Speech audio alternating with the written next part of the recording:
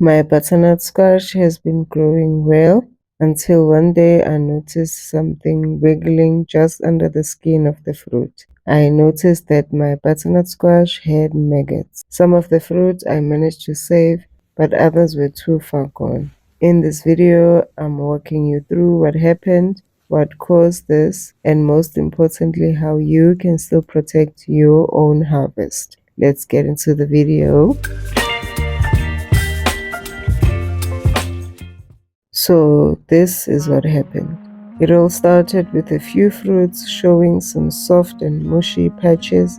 When I scraped back the skin, I found maggots right under the surface of the skin.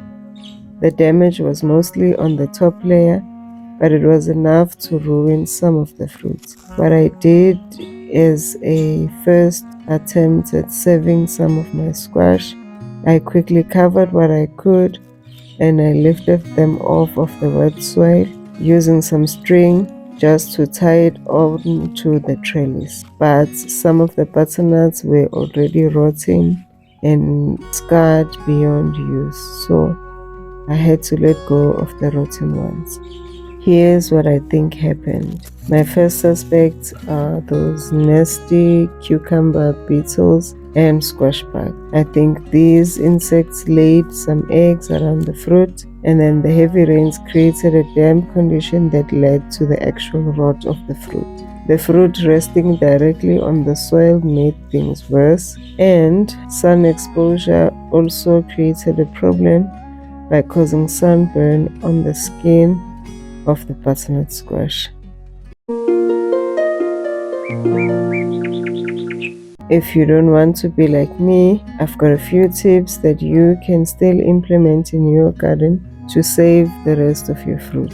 Here's exactly what worked for me and what can still work for you too if you catch it early. First is to prioritize the healthier looking fruit. You need to lift these off of the ground.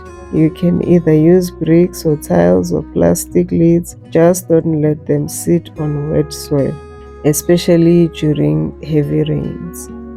If you have a trellis like me in my garden, just tie them up so that they are hanging on to your trellis and not sitting on the garden floor. The second thing you can do is to cover them up. I used netting scraps from netting material that I had, but you can also use any fabric that you have lying around. You can use old lace curtains or shade cloths, they also work. The main aim here is to create a barrier between the bugs and your butternut squash.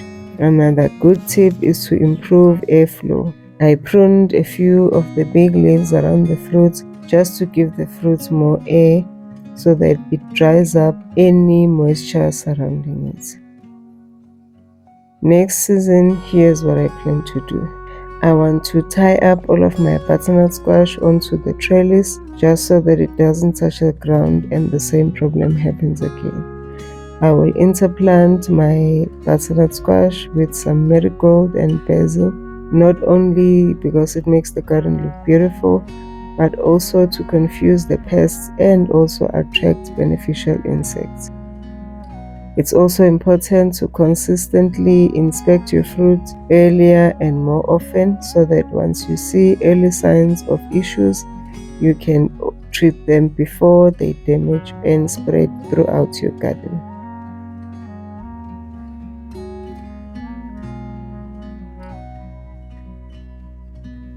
Take a look at what happened to the butternut squash that I couldn't save in time. The one that took the most beating was this bigger one. This one just kept on growing and the bugs kept on eating. It kept on healing itself. As you can see here, it is so deformed. It even has skin growing on the inside. I tell you, this one here, this one is my fighter. It just didn't give up.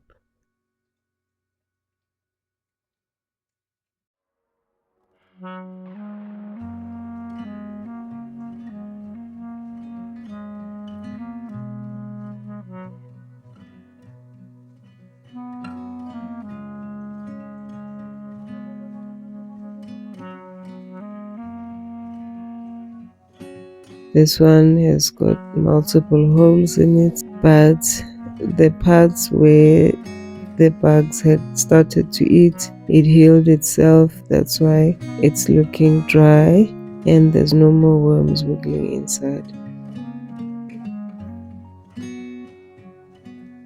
The same thing with this one. The bugs kept on eating, but the butternut squash kept on healing itself.